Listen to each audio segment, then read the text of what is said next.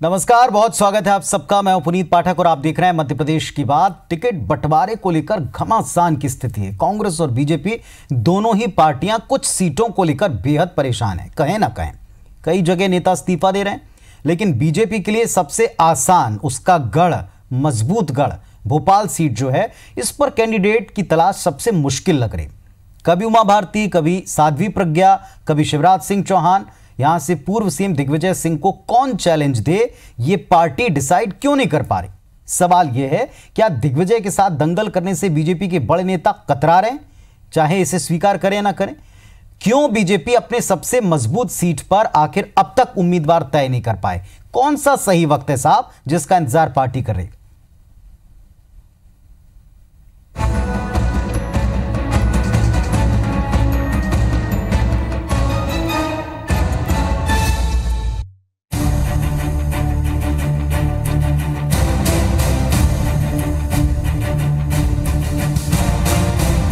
नहीं, मेरा नाम फाइनल। मैंने पहले ही कहा कि व्यक्तिगत रूप से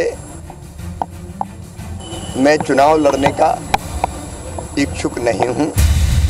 मध्य प्रदेश की बहुचर्चित और हाई प्रोफाइल सीट भोपाल पर घमासान जारी है। एक तरफ कांग्रेस के प्रत्याशी दिग्विजय सिंह रात दिन एक किए हैं,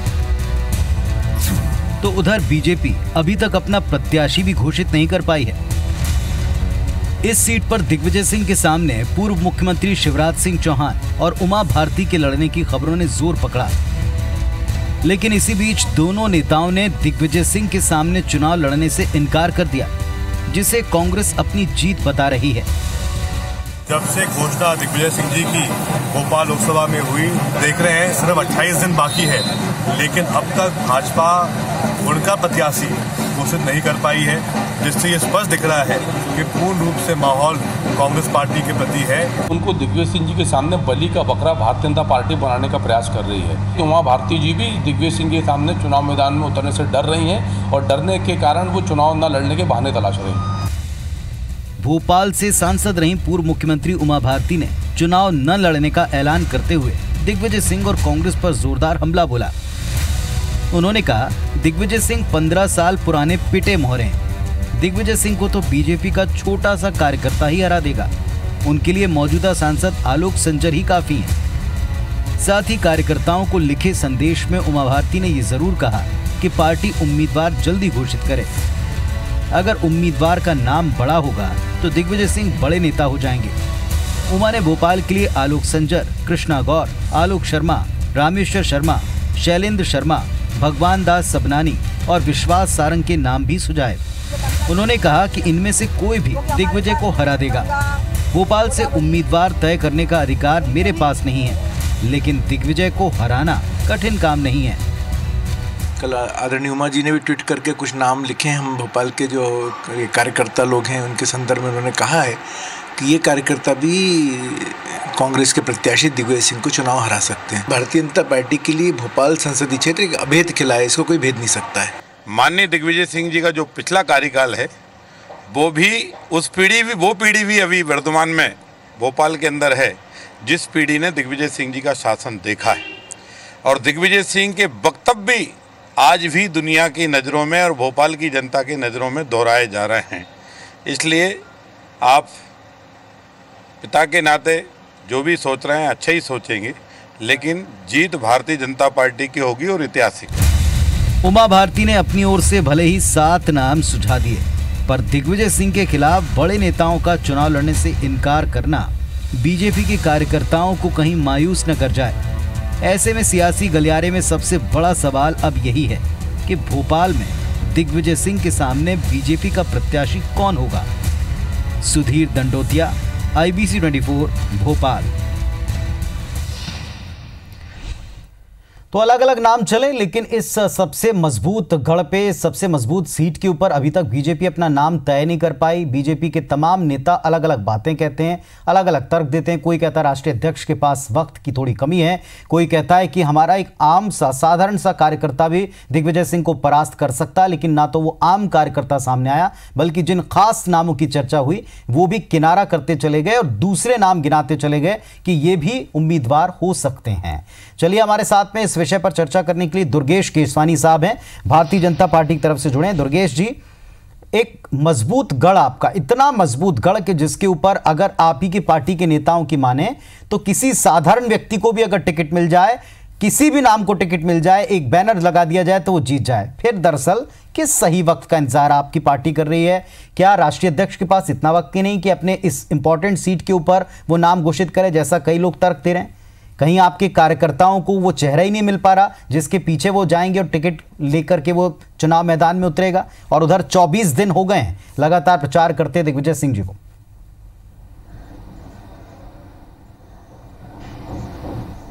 देखिए पुनीत जी, निश्चित रूप से पार्टी कैंडिडेट जो भी तय करेगी, इसके विपरीत भी संगठन का काम होता है, वो जोरों शोरों पे चल रहा है। हमारे प्रत्येक मंडल की बैठक हो गई है, वार्ड की बैठक हो गई है और बूथ की बैठक हो गई है। निश्चित रूप से कार्यकर्ता ही चुनाव लड़ता है, कैंडिडेट चाहे कोई भी आए। निश्चित कमल का फूल भारतीय जनता पार्टी का प्रत्याशी के रूप में जो भी कैंडिडेट हमारा केंद्रीय संगठन, प्रदेश संगठन तय करेगा, उसके लिए प्रत्येक कार्यकर्ता प्राणपण से काम करेगा। आज दिग्विजय सिंह जी जब भोपाल से मैदान में हैं तो माननीय दिग्विजय सिंह जी, बुरे कर्मों का फल आपका पीछा नहीं छोड़ता है कभी भी। जो आपने बुरे कर्म किए हुए हैं, निश्चित रूप से वो भोपाल की जनता भी चाहती है, प्रदेश की जनता भी चाहती है, देश की जनता भी चाहती है कि जिस प्रदेश को आपने बंटाधार प्रदेश बना दिया, जिस प्रदेश को व्यापारियों को आपने चोर कहा, जिस प्रदेश के कर्मचारियों को आपने कामचोर कहा, आपने हिंदू आतंकवाद जैसे शब्दों को गढ़ा है दिग्विजय सिंह जी। आपने आतंकवादियों को जी और हाफिज साहब कह के संबोधित किया है दिग्विजय सिंह जी।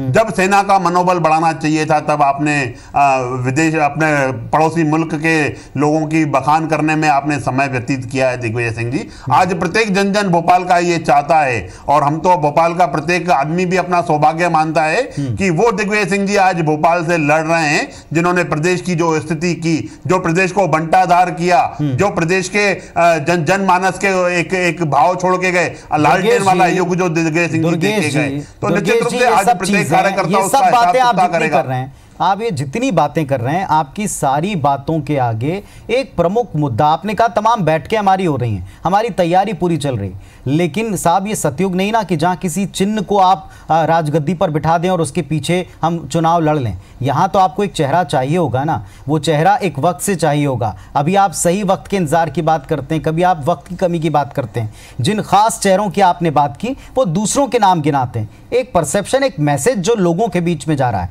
वो यही जा रहा है जो कांग्रेस कह रही है। कांग्रेस कह रही है कि एक तरफ आप कहते हैं हमारी कोई चुनौती नहीं, एक तरफ कहते हैं हमारे काम इतने बुरे हैं, लेकिन दूसरी तरफ वो 24 दिन से जनता के बीच जा रहे हैं और यही बात कह रहे हैं, परसेप्शन बना रहे हैं कि अभी तक आप उनके आगे चेहरा भी उतार नहीं पा रहे हैं। क्या दुविधा है? दुविधा क्या है? देखिए, परसेप्शन तो जनता ने कोई दुविधा नहीं है। पार्टी अपने समय पे अपने हिसाब से जब कैंडिडेट घोषित करना होगा वो करेगी, निश्चित रूप से करेगी। पर जो परसेप्शन जनता के बीच में बनना चाहिए था वो दिग्विजय सिंह जी का बना हुआ परसेप्शन है। आपने कैसे आधी आबादी की महिलाओं के लिए जो आपने टंचमाल जैसे शब्दों का प्रयोग किया है, तो कहीं ना कहीं वो प्रदेश की जनता, भोपाल की जनता भी निश्चित रूप से देख रही है। और जो भोपाल के आपके मंच पे एक विधायक मध्य क्षेत्र के वो मना करते हैं वंदे मातरम बोलने के लिए, बोलते हैं कि हमारी शरीयत में ये नहीं है, तो वो जनता भी इंतजार कर रही कि आइए दिग्विजय सिंह जी, शरीयत का कानून क्या बोलता है और शरीयत में क्या कही जाती है बातें, उस पे बात की जाएगी। साहब, जनता तो इंतजार आपके चेहरे का भी कर रही है और आप बार बार कह रहे हैं सही वक्त आने पर। तो क्या ये बीजेपी की स्ट्रेटेजी है? आप खुलकर फिर ये कहें कि हमारी स्ट्रेटेजी के हम देर से उतारेंगे, इसके पीछे क्या आधार है? अगर आपके पास चेहरा है और कोई भी चेहरा लड़ जाएगा तो इतने सारे लोग तो इच्छा जाहिर कर चुके हैं, जिन पर आप कहते हैं कि ये लोग आ सकते हैं, वो मना कर रहे हैं। पुनीत जी, देखिए, मना करने हमारे यहाँ पे हमारा संगठन सर्वोपरि है। जो संगठन हमारा किसी भी कार्यकर्ता को जो भी दायित्व देगा, कोई कार्यकर्ता उपज के ये बात नहीं करता है कि मुझे चुनाव लड़ना है, क्या करना है। संगठन के मन में आएगा जो जिस कार्यकर्ता के लिए वो आप उसका मूल्यांकन करते हैं, उस मूल्यांकन के आधार पे उस कार्यकर्ता को निश्चित समय पे उसका नाम भी घोषित कर देंगे। और कोई डरने वाली, कोई भयभीत, तो कांग्रेस में लोग लगे पड़े हैं कि आज 23 दिन से दिग्विजय सिंह जैसा बड़ा नाम जिसको कांग्रेसी मानते हैं, वो उस नाम के आगे उसका कोई भी एक वो चाह रहे हैं कि वो किससे हारने वाले हैं, कांग्रेस ये देखना चाह रही है। इसी वजह से उत्सुकता बनी हुई है उनमें कि 23 दिन से ये लोग अपना कैंडिडेट घोषित नहीं कर रहे हैं। ये बातें दुर्गेश जी, जब आपने दिग्विजय सिंह का टिकट फाइनल हुआ था तब से बीजेपी ने कहना शुरू की कि दिग्विजय सिंह को बलि का बकरा बनाया, लेकिन अब तो कांग्रेस कहने लगी साहब कि आप उनके सामने किसको उतार रहे हैं, किसको बलि का बकरा बना रहे हैं, ये बात तय नहीं कर पा रहे हैं। हर कोई इससे बच रहा है। बहुत छोटा सा ब्रेक के बाद हमारे साथ कांग्रेस के मित्र भी जुड़ गए हैं, उनके साथ में भी बात करेंगे संतोष गौतम जी के साथ में। संतोष गौतम जी कांग्रेस पार्टी की तरफ से जुड़ गए हमारे साथ में। संतोष जी स्वागत है आपका। दुर्गेश जी से सवाल हमने पूछा कि किस सही वक्त का इंतजार बीजेपी कर रही है। उनका कहना है कि एक आम सा कार्यकर्ता बीजेपी का दिग्विजय सिंह को हरा देगा और जनता ने तय कर लिया है, पिछले पुराने कर्म जो दिग्विजय सिंह के हैं वो भूले नहीं है प्रदेश की जनता, इसीलिए सही वक्त आने पे वो डिसाइड कर लेंगे कि किसको उतारना है। आपका वर्जन?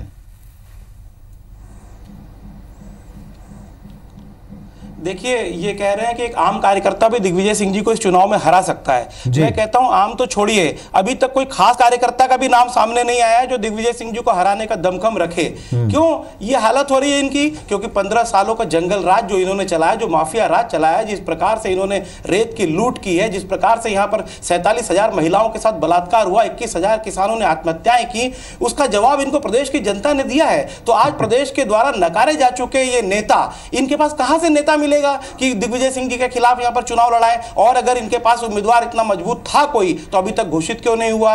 तो इनकी बातों में ही विरोधाभास है और मैं नहीं समझता कि दिग्विजय सिंह जी को यहां पर कोई चुनौती है। जी दुर्गेश जी उत्तर दें।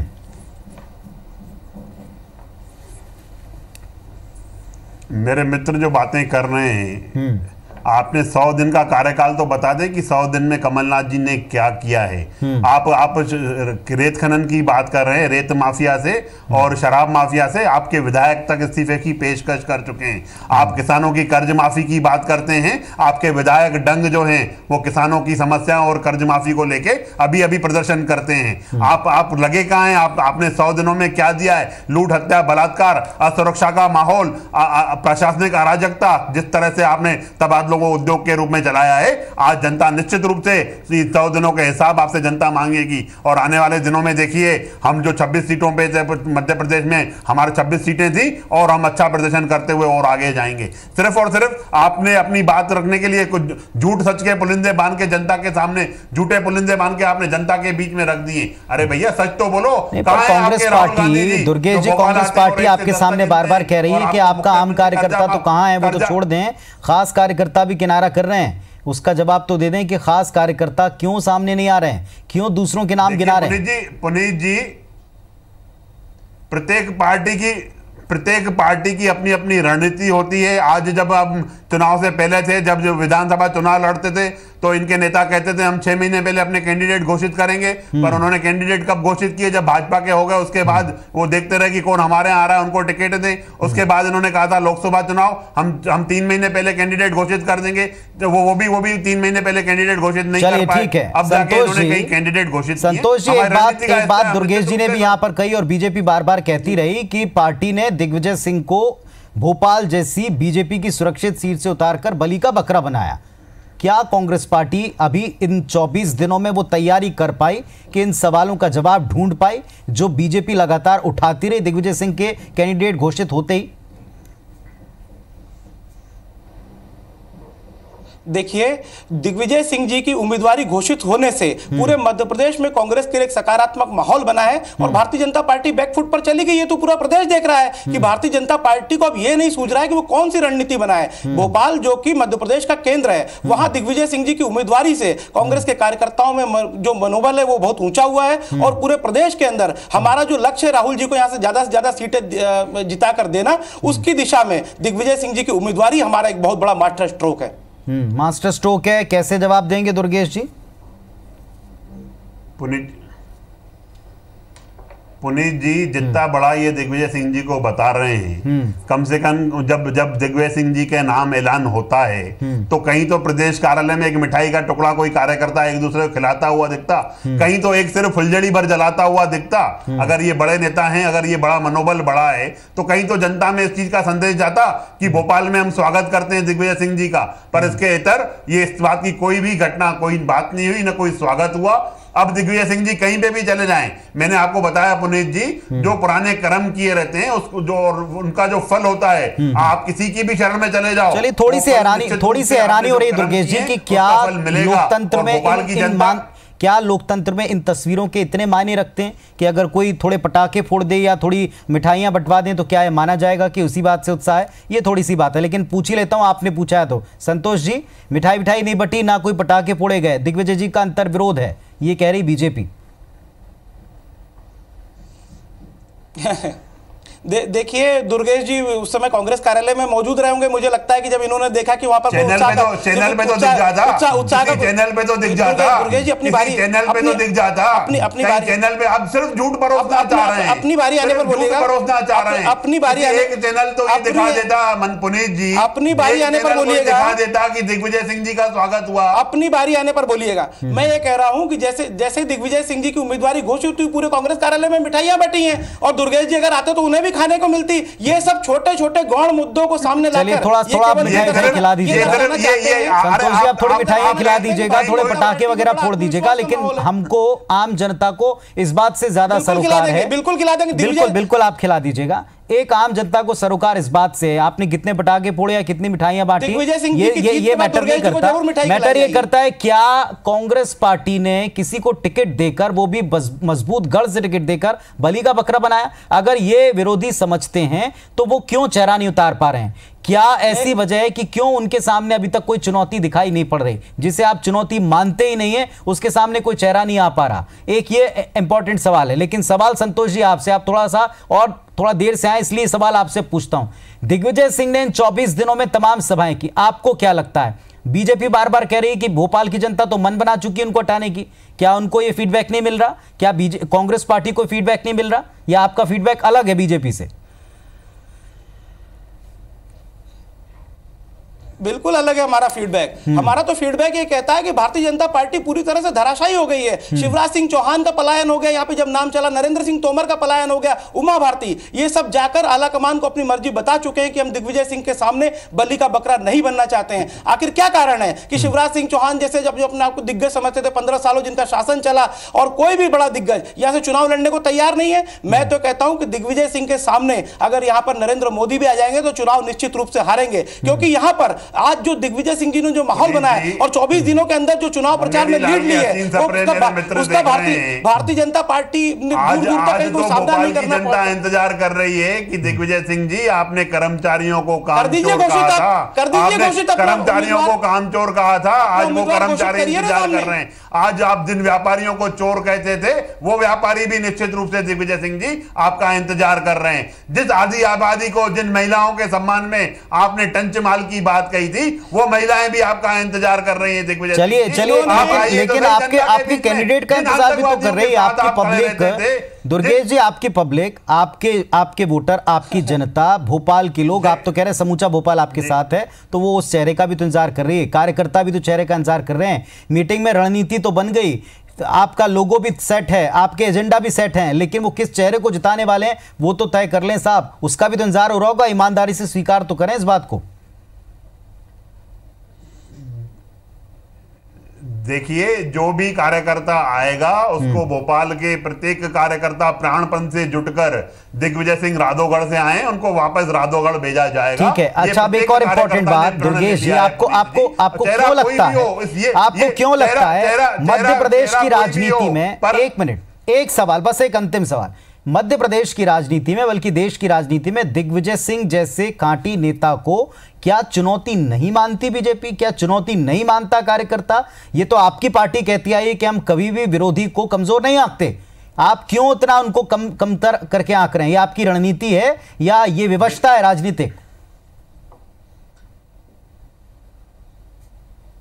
देखिए, देश की जनता उन नेताओं को कभी स्वीकार नहीं करेगी जो अविवादित, अमर्यादित टिप्पणी देते हैं, चाहे वो अपना दिग्विजय सिंह जी हो, चाहे आजम खान जी हो। ऐसे लोगों की राजनीति में निश्चित रूप से जनता चाहती है उनको जवाब देना कि आप अमर्यादित टिप्पणी कर दो, आप विवादित टिप्पणी कर दो। अब ये आप अपने ही सांसद साथी को जब टंचमाल कहने से नहीं चूकते हो तो निश्चित रूप से जनता इंतजार करती है कि ऐसे दिग्विजय सिंह जी संतोष इसका उत्तर दे दें, आप भोपाल में घूमिए तो सही। अभी तो वो कभी ओंकारेश्वर, कभी ओंकार जी संतोष जी उत्तर दे दें इस बात का। कभी कहां जा रहे हैं, पर आपके पुराने कर्म वो आपका पीछा जी उत्तर दें। आरोप लगा रहे हैं कि किस तरह की अमर्यादित भाषा का इस्तेमाल दिग्विजय जी ने किया है, इसीलिए अब उत्तर देने के लिए आतुर है जनता, प्रदेश की भी और खास तौर से भोपाल की। हाँ, मैं ये कह रहा हूं कि पूरी भारतीय जनता पार्टी, इनके राष्ट्रीय अध्यक्ष से लेकर प्रधानमंत्री तक अमर्यादित भाषा का इस्तेमाल करते रहे और हम पर आरोप लगा रहे हैं। मैं तो ये कहता हूं कि नर्मदा को लूटने वाले शिवराज सिंह चौहान और उनकी चांडाल चौकी, अमर्यादित भाषा का राजनीति में जगह नहीं है। ये बयान दे रहे हैं आप, राजनीति के चक्कर में नर्मदा परिक्रमा कर रहे हैं और आप यहाँ पे बैठ के ये बयान। दुर्गेश जी और संतोष जी, अगर अमर्यादित भाषा के ऊपर बयानों की बहस निकाली जाएगी, दुर्गेश जी अगर अमर्यादित भाषा के ऊपर दोनों तरफ बहस निकाली जाएगी, शायद कोई पक्ष इसमें उजला नहीं निकलेगा। हर तरफ एक दो नेता ऐसे हैं जो पार्टी को, पार्टी लाइन को शर्मिंदा करते आए हैं और कभी जनता ऐसे बयानों या नेताओं के साथ खड़ी नहीं हुई। लेकिन आज का प्रमुख एजेंडा सवाल यही था कि क्यों उस आम से कार्यकर्ता का चेहरा अब तक नजर नहीं आ रहा, जो दिग्विजय जी जो कोई चुनौती नहीं बीजेपी के लिए, वो सही वक्त कब आएगा कि जब उनको चुनौती देने वाला चेहरा नजर आएगा। चलिए अगली बार जब मिलेंगे तो संभवतः शायद वो चेहरे पे हम लोग डिबेट कर रहे होंगे। बहुत शुक्रिया आप दोनों का जुड़ने के लिए। नमस्कार, धन्यवाद।